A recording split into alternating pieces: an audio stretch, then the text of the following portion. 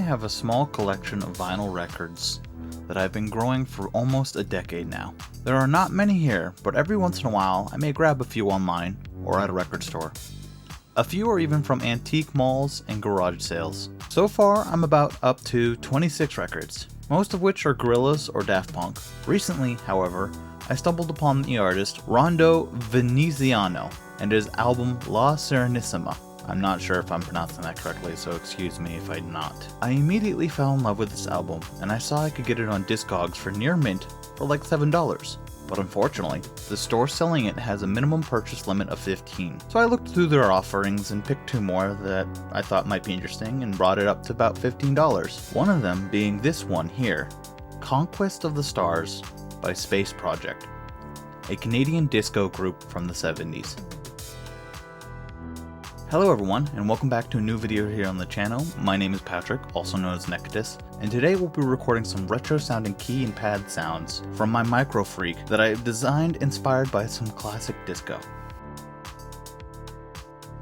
Now, I'm not really familiar with a lot of disco. It's significantly before my time, and my father hated the genre, so I mainly grew up listening to classic rock with him. Even then, my taste was never quite his, so when this record arrived in the mail, with the other two I got dirt cheap, I decided to play it and see what happened. First things first, I love the vintage space art on the album cover. It looks so cool and fun. The vinyl itself is also a bright and fun yellowish color. Then the album started to play.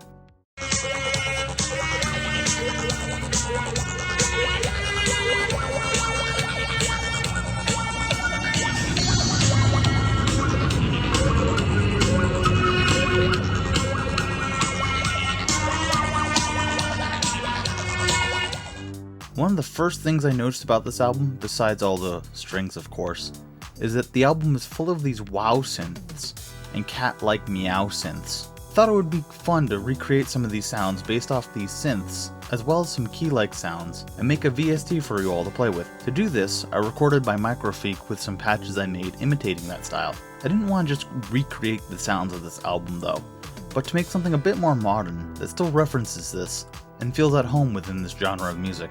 To do this, I recorded 3 different patches and created some controls for you all to mix the 3 of these patches together. After rendering a crystal on Blender and throwing it into the UI, I had this as the final result, and I think it ended up sounding really good, and I definitely plan on using it in my own music in the future.